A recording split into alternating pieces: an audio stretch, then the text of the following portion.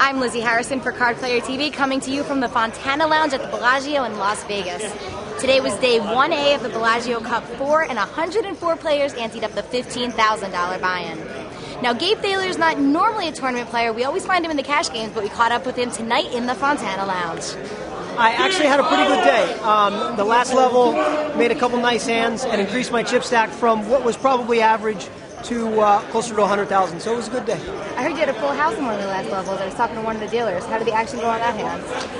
I raised it up in the cutoff with the 10-8 of diamonds and got called from the big blind. The kid fucking 10-10 deuce with two clubs. Pretty sweet for a nice raise. Yeah, at this point I love it. At this point I'm pretty happy with it. And he checked and I bet, and then I caught what you would call the joker of the turn, which is the 8 of clubs, because I never saw my opponent's hand, but I'm pretty sure he made a flush. Ooh. And then he checked and called a pretty big bet. Blank king come to river, and he checked and called a really big bet. So I have to believe that he didn't just flop a 10, that he made a flush, and I got really lucky with the card that makes me a full house and him a flush. That works. So you don't play a lot of tournaments. I know you're primarily a cash game player. What brought you out to the Bellagio for this event? Well, actually, my family's out of town, so I had a little bit of time. A little bit of free time for Gabe. Right, and actually, I'm kind of going to make a commitment starting from now for the next 12 months or so to play a few more tournaments.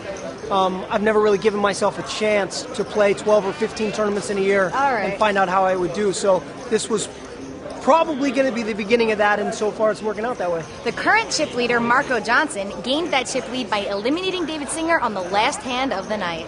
Talking about some crazy last action on the last hand. And, no one wants to get too involved on the last hand. Exactly, that's what I thought. It was 300, 600. I made it 1,600 with aces. Like everybody calls. Yeah, get like 3 callers, and then the only big stack at the table, who was David Singer, squeezed a fair amount to like 10,000, I think. So I made it 1,600 with 2 callers, and he made it 10,000. Did you think he had a big hand, or you just squeezing? No, I thought he could have a light hand, but I thought that he could. I mean, I don't know. I didn't exactly know where he's at. He's been mixing it up all day, but I thought that if I squeezed it small to like 30K, which I decided to do, that there's a good chance he could like 5-bet shove complete air on me on the last hand. Right.